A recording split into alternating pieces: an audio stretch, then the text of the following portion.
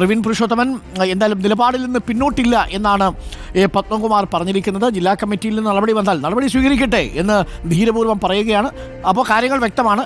വീണ George 9 വർഷത്തെ മാത്രം parliamentary പരിചയമുള്ള വീണ ജോർജ് വളരെ പെട്ടെന്ന് സംസ്ഥാന കമ്മിറ്റിയിൽ ക്ഷണിതാവായിട്ടെത്തുന്നു. അതേസമയം 10-32 വർഷം ജില്ലാ സെക്രട്ടേറിയറ്റിൽ പ്രവർത്തിച്ച പത്മകുമാറിനെ തഴയുന്നു. അത് തനിക്കെതിരെയുള്ള അവഹേളനമാണ്, ചതിയാണ് എന്ന മട്ടിലാണ് പത്മകുമാറിൻ്റെ പ്രതികരണം വന്നത്. എന്നാൽ പരസ്യമായി അങ്ങനെ ആ സമയത്ത് വൈകാരികമായി പ്രതികരിക്കാൻ പാടില്ലായിരുന്നു എന്ന് തിരിച്ചറിഞ്ഞുകൊണ്ട് ആ ഫേസ്ബുക്ക് പോസ്റ്റ് പിൻവലിക്കുന്നു. പക്ഷേ അതേസമയം തന്നെ നിലപാടിൽ ഉറച്ചു നിൽക്കുന്നു എന്നാണ് പത്മകുമാർ ഇപ്പോൾ നമ്മളോട് പറഞ്ഞിരിക്കുന്നത്.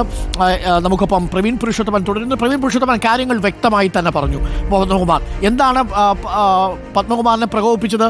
വീണ ജോർജിന് സംസ്ഥാന കമ്മിറ്റിയിൽ ക്ഷണിതാവായി അവസരം കൊടുത്തു. അത് 9 വർഷത്തെ പാർലമെൻ്ററി പരിചയം മാത്രമുള്ള വീണ ജോർജിന് സംസ്ഥാന ക്ഷണിതമായിട്ട് വിളിക്കുമ്പോൾ 32 വർഷം സെക്രട്ടേറിയറ്റിൽ ജില്ലാ സെക്രട്ടേറിയറ്റിൽ പ്രവർത്തിച്ച പത്മകുമാറിനെ തഴഞ്ഞു എന്നതാണ് പത്മകുമാറിനെ വൈകാരികമായി അങ്ങനെ ഒരു പോസ്റ്റ് ഇടാൻ പ്രേരിപ്പിച്ചത് എന്നാണ്.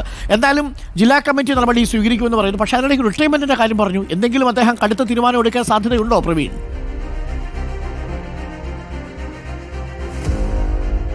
അരുൺ, ഇപ്പോൾ പത്മകുമാറിൻ്റെ പ്രതികരണം നാം കേട്ടുകഴിഞ്ഞു. അദ്ദേഹം ഉറച്ച നിലപാടിൽ തന്നെയാണ്. അതായത് ഫേസ്ബുക്ക് പോസ്റ്റ് അദ്ദേഹം പിൻവലിച്ചു എന്നതേ ഉള്ളൂ. മറിച്ച് അദ്ദേഹം എന്താണോ മനസ്സിൽ കരുതിയിരുന്നത് ആ നിലപാടിൽ തന്നെ ഉറച്ചു നിൽക്കുന്നു. പ്രധാനമായും മന്ത്രി വീണ ജോർജിനെ CPM-ന്റെ സംസ്ഥാന കമ്മിറ്റിയിലെ സ്ഥിരം ക്ഷണിതാവായി അങ്ങനെയൊരു തലത്തിലേക്ക് അവരെ ഉയർത്തിയതിൽ പത്മകുമാറിന് കടുത്ത വിമർശനമുണ്ട്. അദ്ദേഹം ഇന്നലെ തന്നെ പ്രതികരണത്തിൽ പറഞ്ഞത് പാർട്ടി സംഘടനാ പ്രവർത്തനങ്ങളിൽ ഏർപ്പെടുന്നവർക്ക് കൂടുതൽ പ്രാധാന്യം കൊടുക്കണം, പാർലമെന്ററി രംഗത്ത് പ്രവർത്തിക്കുന്നത് മാത്രം, അങ്ങനെയുള്ളവരെ മാത്രം പാർട്ടിയുടെ മേൽഘടകങ്ങളിലേക്ക് പരിഗണിക്കരുത്.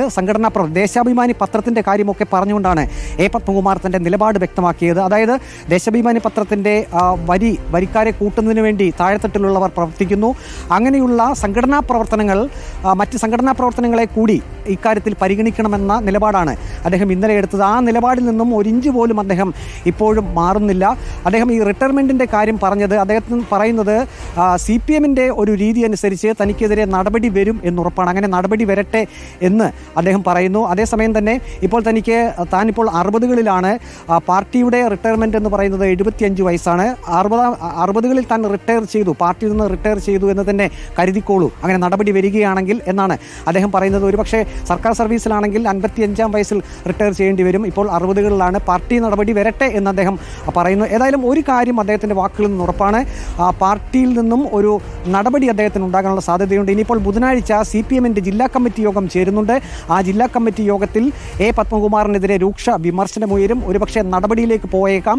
നേരത്തെ തോമസ് ഐസക്കിൻ്റെ നിയമസഭാ സ്ഥാനാർത്ഥിത്വവുമായി ബന്ധപ്പെട്ട് അദ്ദേഹത്തിൻ്റെ നിയമസഭാ തെരഞ്ഞെടുപ്പ് പ്രചരണവുമായി ബന്ധപ്പെട്ട് ചില പ്രശ്നങ്ങളിൽ വിവാദങ്ങളിലൊക്കെ പത്മകുമാർ പെട്ടിരുന്നു. അന്ന് പക്ഷേ പാർട്ടി ജില്ലാ നേതൃത്വം പത്മകുമാറിനെ സംരക്ഷിക്കുന്ന നിലപാടാണ് എടുത്തത്. പക്ഷേ ഇക്കുറി അത്തരം ഒരു നിലപാടിലേക്ക് ജില്ലാ കമ്മിറ്റി പോകില്ല. കാരണം വളരെ ഗൗരവമായാണ് പത്മകുമാറിൻ്റെ ഫേസ്ബുക്ക് പോസ്റ്റിനെ പാർട്ടി നേതൃത്വം കരുതുന്നത്. പ്രത്യേകിച്ചും CPM-ന്റെ സംസ്ഥാന സമ്മേളനത്തിൻ്റെ അവസാന ദിവസം തന്നെ പാർട്ടി ജില്ലയിൽ നിന്നുള്ള ഒരു പ്രമുഖ നേതാവ് തന്നെ ഇത്തരത്തിലുള്ള ഒരു പ്രതികരണം നടത്തിയത് പാർട്ടിയിൽ അലോസരം ഉണ്ടാക്കിയിട്ടുണ്ട്, പാർട്ടി നേതാക്കൾക്കിടയിൽ അലോസരം ഉണ്ടാക്കിയിട്ടുണ്ട്. അതേസമയം പത്മകുമാർ തൻ്റെ നിലപാടിൽ തന്നെ ഉറച്ചു നിൽക്കുന്നു. പാർട്ടി എന്ത് നടപടി വേണമെങ്കിലും എടുത്തോട്ടെ, താൻ ബ്രാഞ്ച് തലത്തിൽ ഇനി പ്രവർത്തിക്കാനാണ് ആഗ്രഹിക്കുന്നത്. ഇപ്പോൾ അദ്ദേഹം ജില്ലാ കമ്മിറ്റി അംഗമാണ്. തരം താഴ്ത്തപ്പെട്ടാലും ബ്രാഞ്ച് തലത്തിൽ അദ്ദേഹം പ്രവർത്തിക്കാൻ ആഗ്രഹിക്കുന്നു. പക്ഷേ അദ്ദേഹം പറയുന്നുണ്ട് പാർട്ടി അനുവദിക്കുകയാണെങ്കിൽ എന്ന് പറയുന്നുണ്ട്. അതായത് കൂടുതൽ കടുത്ത നടപടിയിലേക്ക് പാർട്ടി പോകുമോ എന്ന ഒരു സംശയം കൂടി പത്മകുമാറിനുണ്ട്. പക്ഷേ അദ്ദേഹം നിലപാടിൽ തന്നെ ഉറച്ചു നിൽക്കുന്നു. അരുൺ, പ്രവീൺ പുരുഷോത്തമനാണ് നമുക്കൊപ്പം ചേർന്നത്. ഒപ്പം